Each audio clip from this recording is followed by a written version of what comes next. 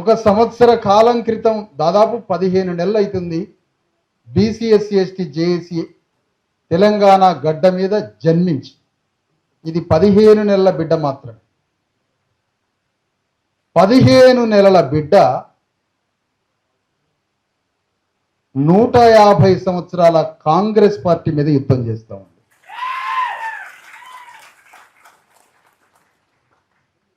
15 నెలల బిడ్డ 150 ఏళ్ల కాంగ్రెస్ మీద యుద్ధం చేయడానికి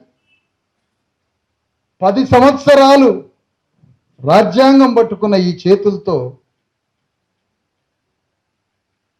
ఒక 10 అడుగుల కర్ర తీసుకొని నాదర్గూల్ భూముల్ని ఆక్రమిస్తుంటే ఓ కర్ర తీసుకొని బయలుదేరడం జరిగింది. రాజ్యాంగం పట్టుకున్న చేత్తో కర్ర ఎందుకు పట్టుకోవాల్సి వచ్చింది? అది విశారదన్ అనే రాజ్యాంగం పట్టుకున్నాడు, అదే చేతితో కర్ర తీసుకొని పోవడం జరిగింది. ఎందుకు? అక్కడ ఉన్న 100 ఎకరాల భూమి మాదిగలకు ఇచ్చారు, బీసీల్లో అన్ని కులాలకి ఇచ్చారు భూమి. అలాంటి భూమి మీద ఒక పెద్ద ప్రైవేటు పరిశ్రమ యాజమాన్యం కన్నేసి ఆ భూమిని ఆక్రమిస్తే, ఆక్రమించిన భూమిని ఆక్రమించిన వాడిని తీసుకుపోయి జైలు వేయాలి, కేసులు పెట్టాల్సింది పోయి ఆక్రమణకు గురైనటువంటి భూబాధితులు మా భూమి అని అక్కడికి పోతే వాళ్ళని పోలీసులు అరెస్ట్ చేసి కేసులు పెడుతున్న సందర్భంలో ఆ భూమి చుట్టూ పూర్తిగా ఒక పెద్ద 12 అడుగుల 15 అడుగుల గోడను కట్టి అందులో వందలాది మంది రౌడీలను పెట్టి ఈ భూమి ఫలానా భారతదేశంలోని అతిపెద్ద ఒక కంపెనీది అని రాసుకొని, అంటే లోపట ఒక రౌడీలతోటి ఆ భూమిని కాపాడడం, ఆ రౌడీలకి రక్షణగా భూ యజమాని ఉండడం, ఆ భూ యజమానికి రక్షణగా రేవంత్ రెడ్డి ఉండడం.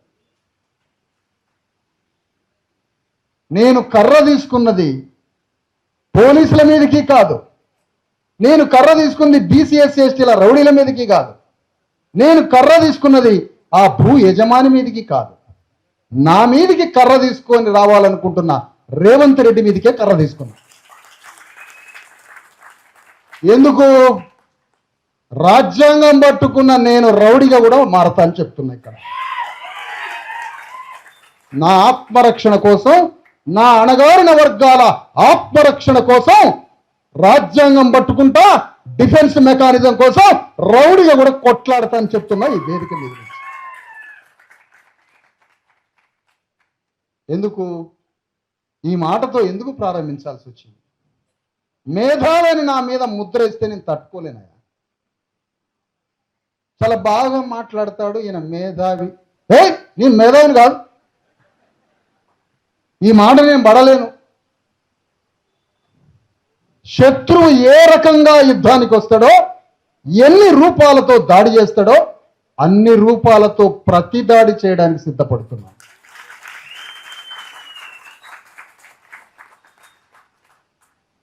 ఒకవేళ జేఏసీ పుట్టకపోతే, తెలంగాణ గడ్డ మీద 15 నెలల పసిగుడ్డ అయినటువంటి జేఏసీ పుట్టకపోతే ఖమ్మం వెలుగుమట్ల భూమిని రక్షించడానికి ఎవరొచ్చి ఉండేవారు?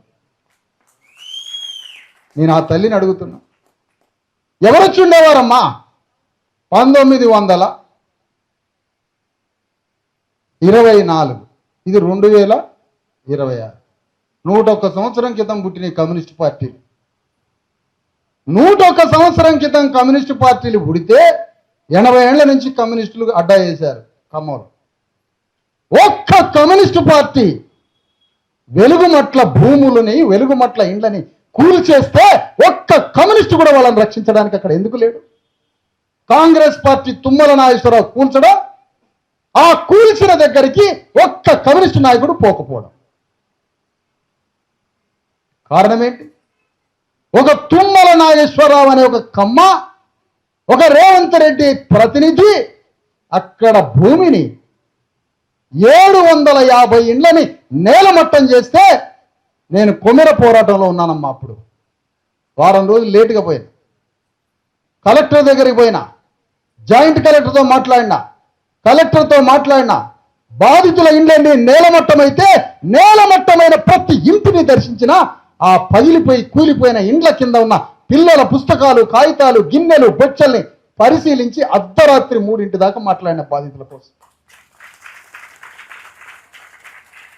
అక్కడ రాంబాబు అనేటువంటి ఒక యోధుడైన కార్యకర్త ద్వారా బయలుదేరారు. నేను ఎందుకు చెప్తున్నానో అర్థం చేసుకోండి. ఈ సోత్కర్ష కాదు, ఇంకోటి కాదు.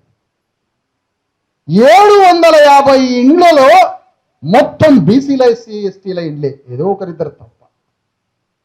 ఆ ఇండ్లని నేలమట్టం చేసి, ఎందుకు నేలమట్టం చేశావంటే అసలు ఆ భూమిలోకి రావడమే నేరం అన్నాడు కలెక్టర్. ఆ భూమిలో ఇల్లు కట్టుకోవడమే నేరము అన్నాడు. నేరమట, క్రైమ్. నేరం చేశారు 750 మంది.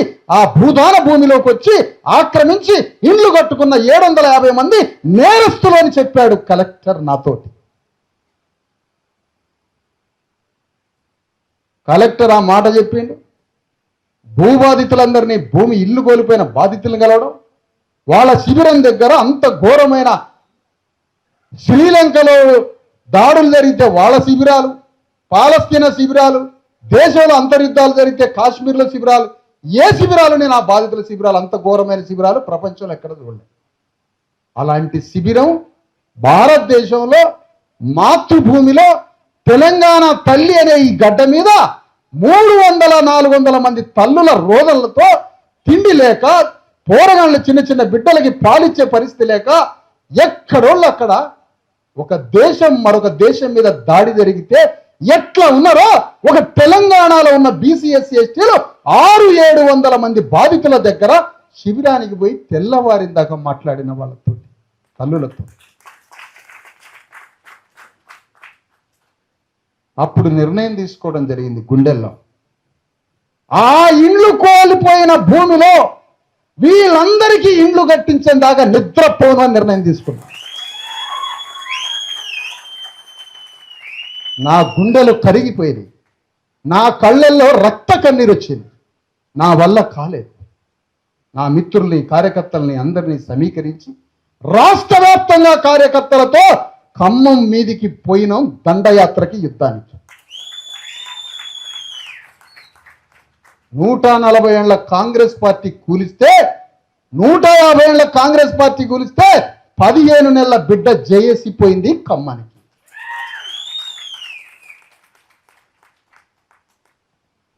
యుద్ధం మొదలు పెడితే నేరమన్న కలెక్టర్, నేరం చేశారు మీరు, ఆ భూమిలోకి వచ్చి ఇల్లు కట్టుకోవడమే నేరమన్న కలెక్టర్ 350 మందికి ఇండ్ల పట్టాలు ఇచ్చిండు కట్టుకోమని. ఎవడు నేరస్తుడు? కలెక్టర్ నేరస్తుడైపోయాడు. ఇక్కడ కలెక్టరే నేరస్తుడైపోయాడు.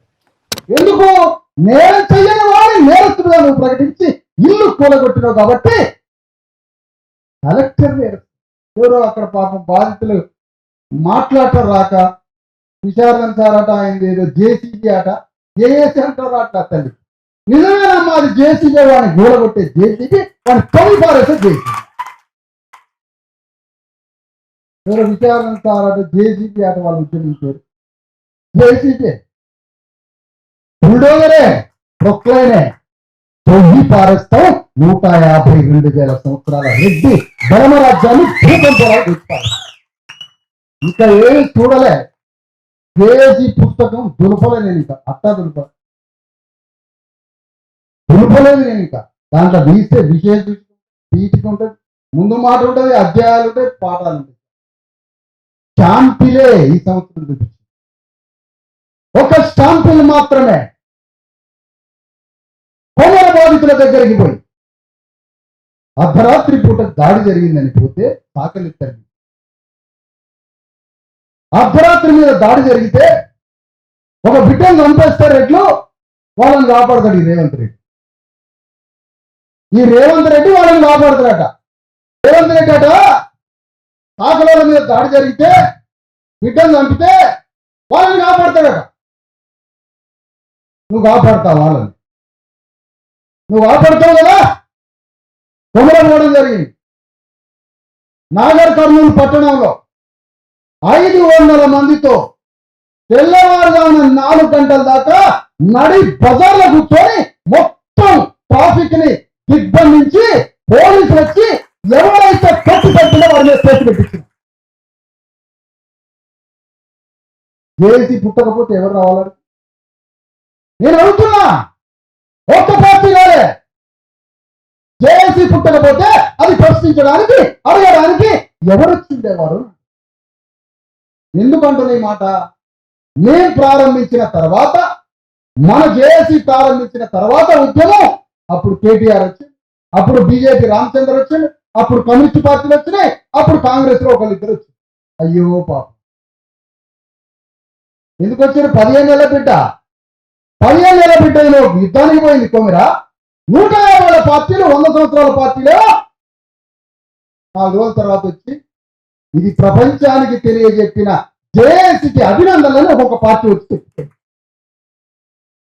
ఎందుకు? బీజేపీకి కళ్ళు లేవా? నెత్తి లేదా? తలకాయ లేదా? బీజేపీకి కార్యకర్తలు లేరా? బీజేపీకి కొమిరలో కార్యకర్త లేడా? ఉన్నాడు. కమ్యూనిస్ట్ పార్టీ కూడా కొమిరలో కార్యకర్త ఉన్నాడు, బీజేపీ కూడా కార్యకర్త ఉన్నాడు, కాంగ్రెస్ కూడా కార్యకర్త ఉన్నాడు, బీఆర్ఎస్ కూడా ఉన్న కార్యకర్త ఉన్నాడు. ఎవరంటే ఆ కార్యకర్త తాగలను చంపిన వాళ్ళ చుట్టాలే వాళ్ళ కార్యకర్త. వీడ కేసు పెడు, ఎవరు కేసు? అక్కడికి జేఏసీ. ఏంటి మార్పులు అంటే? ఈ మాటలు రామోజీరావు రాస్తాడా? వేదిక మీద రాస్తాడా రామోజీరావు? ఈనాడు పేపర్లో రాయమని ఈ పోరాటాన్ని రాయలే. ఎందుకు రాయలే? ఓ కాట్లాపూర్ సర్పంచ్ వచ్చి అగో ఆఫీసులో కొమ్మెర బాధితులు ఉన్నారు, చేతగా కూర్చున్నారు పొద్దు నుంచి. అగో అక్కడ వెలుగుమట్ట బాధితులు ఉన్నారు. కాట్లాపూర్ సర్పంచ్ 1400 ఎకరాల భూసేకరణ మొదలుపెట్టిండు రేవంత్ రెడ్డి. ఎవరి భూములు? సగం మాదిగల భూములు, సగం గొల్లల భూములు, పైన 10-20% ముదిరాజులు, ఎస్సీలు, బీసీలు. మాదిగలకు ఏడే భూములు అంటే ఇనాం నుంచి వచ్చినటువంటి నిజాం టైం నుంచి ఇందిరాగాంధీ టైం వరకు ఇచ్చినటువంటి ఇనాం పట్ట, ఇనాం అసైన్ ల్యాండ్. ఆ ల్యాండ్స్ అంతా కావాలట రేవంత్ రెడ్డి. ఎందుకు? ఆడ పరిశ్రమ పెట్టించాట ఆయన. ఇండస్ట్రియల్ పార్క్ కింద 1400 ఎకరాల భూమిని భూసేకరణ చేస్తారు. ఆడపోయి కొట్లాడితే ఒక్క పార్టీ కొట్లాడక రాలే అక్కడికి. ఏ పార్టీ ముందుగా రాలేదు. ఖమ్మం ఎట్లా పోయినా ముందుగా ఊరు పోయి అదంతా సర్వే చేసి ఆ 2 గ్రామాల్లో మన కార్యకర్తలే ఉన్నారు, ఆ చుట్టుపక్కల కార్యకర్తలే ఉన్నారు, పక్కన షాదనగర్, మహబూబ్ నగర్, వికారాబాద్ మొత్తం కార్యకర్తలని తీసుకొని వికారాబాద్ జిల్లా కేంద్రంలో 10 గంటల సేపు యుద్ధం చేస్తే భూసేకరణ అయిపోయింది.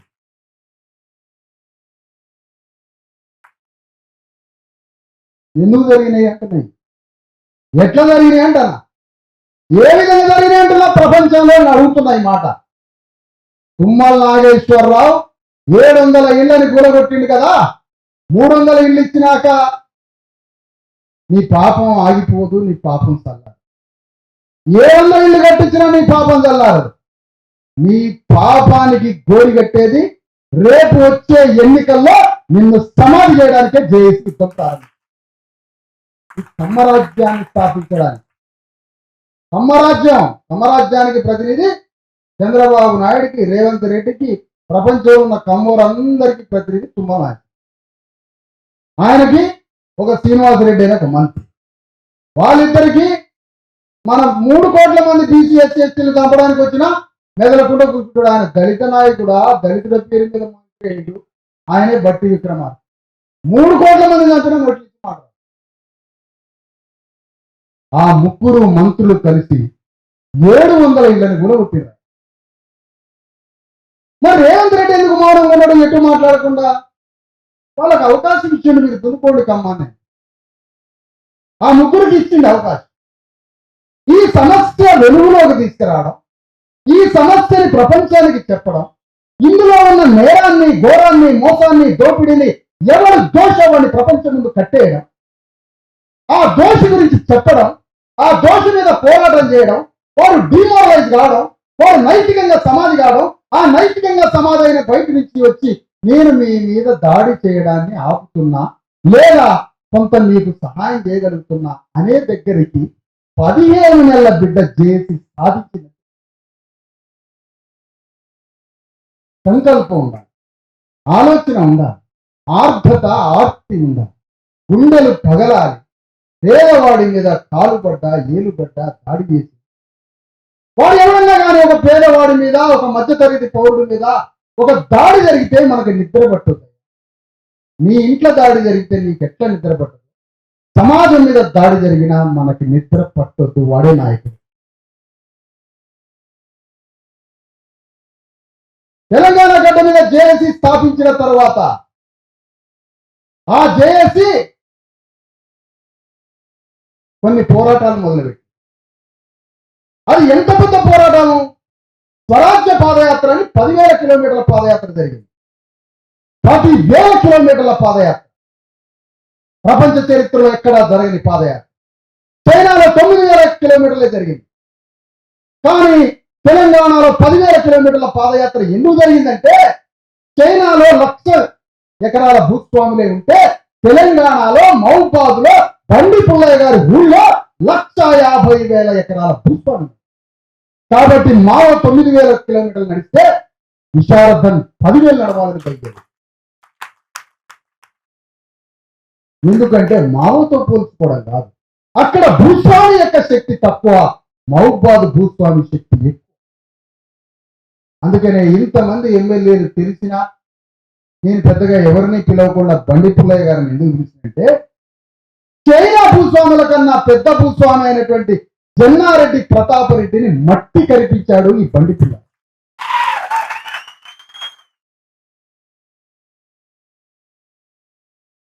చెన్నారెడ్డి జనార్దన్ రెడ్డి, ప్రతాపరెడ్డి, సురేందర్ రెడ్డి వీళ్ళంతా ఒకతాను. సురేందర్ రెడ్డి ఎవరు?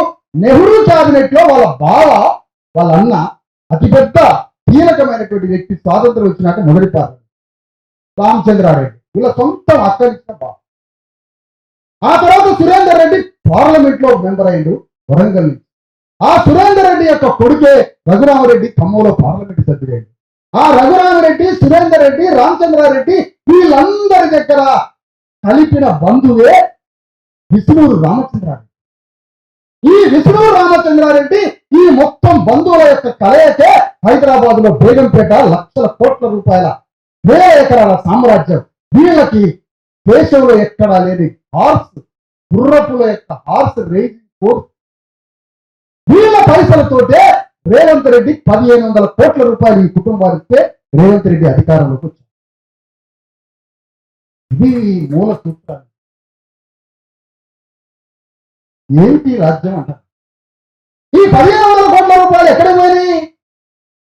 ఒంటి మీద చొక్కా లేని, కడుపుల పేగులు లేని, తిండి లేని, మట్ల పొరలాడి భావోద్వేగాలతో కూలీనాలి పనిచేసుకునే వాళ్ళ నోట్ల మందు పోసి తిరిగడానికి 1,500 కోట్లు మన ప్రజలు ఖర్చు పెట్టారు. నీ తండ్రిని కొట్టి, నీ తల్లి కోటం రైతుని చింపి, నీ తల్లి నీ తండ్రిని కొట్టిన భూస్వామికి ఓటేయమని మనమే ఓటేసి, ఈ తండ్రిని కొట్టిన వాడికి ఓటేసి వాళ్ళ దగ్గర భూస్వామి దగ్గర ఆ సురేందర్ రెడ్డి, ఆ ప్రతాప్ రెడ్డి, చెన్నారెడ్డి, జనార్దన్ రెడ్డి భూస్వాముల ఇళ్లలో ప్రతి ఇంటి నుంచి ఒకడు గడిలో కూలి పని చేసేది ఎట్టి చాకి. ప్రతి కులం ఇంటి, ప్రతి ఇంటి నుంచి ఒక ఎట్టికి పోయారు. వాడు ఎప్పుడో సంవత్సరానికి ఇంత అన్నం పెడతాడు. ఎట్టి చాకరీ చేయడం. తెల్లవారుజాము 3 గంటలకు లేచి 3 గంటలకు లేచి గడిలోకి పోయి పని చేయడం మొదలుపెట్టి 3 గంటలు. వాళ్ళ బిడ్డలు తెలంగాణ 14 సంస్థానాలు తెలంగాణలో, 12 సంస్థానాలు రెడ్లై, ఒకటి కరణాలి, ఒకటి వెలవతున్నది. ఆ 12 సంస్థానాల రెడ్ల గురించి ఒక దగ్గర కూర్చోబెట్టి రేవంత్ రెడ్డి, మనం రెడ్లని ఒకప్పుడు తెలంగాణని ఏళ్ళ రెడ్లం, అప్పుడు ఒక వెలమూడు రాజ్యాన్ని వెళ్తాను, మనం రెడ్లను తెలంగాణ వెళ్ళాలి కదా అని రెడ్లందరినీ కూర్చోబెట్టి ఆర్గనైజ్ చేసి అదో ఆ సురేందర్ రెడ్డి దగ్గరికి, చెన్నారెడ్డి వాళ్ళ కుటుంబం దగ్గర పోయి కోట్ల రూపాయలు తెచ్చుకొని రాజ్యాన్ని. ఎవరా పాల్ది? ఎవరు మాట్లాడాలి? ఎవరు మాట్లాడాలంట? మొదట విప్లవం, మొదటి దశలో విప్లవం స్వతంత్ర విప్లవం రాదు. విప్లవ ఆలోచనలు మొదలైంది. విప్లవ ఆలోచనలు మొదలైనప్పుడు పాలకవర్గంలోనే ఘర్షణ మొదలైంది. పాలకవర్గమే విప్లవంగా అక్కడక్కడ రూపాంతరం చెందింది. తెలంగాణ గడ్డ మీద జేఏసీ స్థాపించిన తర్వాత అంతకుముందు స్వరాజ్య పాదయాత్ర చేసి తెలంగాణ గడ్డ మీద స్వరాజ్య పాదయాత్ర నేను మాదిగల కోసం చేయలేదు. సమస్య లేదు, సగర్వంగా చెప్తున్నాం. తెలంగాణ గడ్డ మీద 12% ఉన్న నంబర్ 1 మాదిగ కులంలో పుట్టినందుకు నేను గర్విస్తున్నాను. అందులో సమస్య లేదు. కానీ 12% మాదిగలుగా బతికితే మన జీవితం వృధా. మాదిగల కోసమో మాదిగలుగా బతకంటే 12% ఉన్నా, నువ్వు రాజ్యాంగ రిజర్వేషన్లు ఉన్నా, ఇంకేమున్నా కూడా నీ బ్రతుకు వృధా. ఎందుకు వృధా? నువ్వు 12% ఉన్నావు కదా, అంటే పెద్ద సంఖ్య అన్నావు, రాజ్యాంగం రిజర్వేషన్ ఇచ్చింది కదా. చలో, గ్రామంలో ఉన్న 90% మంది బీసీఎస్ ఎస్టీని నువ్వే పోయి ఆర్గనైజ్ చేయి. తెలంగాణ గడ్డ మీద 3 కోట్ల మంది ఆర్గనైజ్ చేద్దామన్న ఆలోచనతో స్వరాజ్య పాదయాత్రతో బయలుదేరి తెలంగాణ గడ్డ మీద ముదిరాజుల వాటా ఎంత అని ప్రశ్నల పిడుగులోకిలో తెలంగాణ గడ్డ మీద ముదిరాజులు మీటింగ్ పిలిచారు. నేను మాదిగ కులస్తుని, నన్ను ముదిరాజులు పిలిచారు మీటింగ్కి. నన్ను పద్మశాలిని పిలిచారు, యాదవులు పిలిచారు, సమస్త బీసీ కులాలు ఒక మాదిగ కులస్తుడైన విశారదాన్ని పిలిచి చెప్పించుకుంటున్నారు ఎట్లా యుద్ధం చేయాలో, ఎట్లా పోరాటం చేయాలో.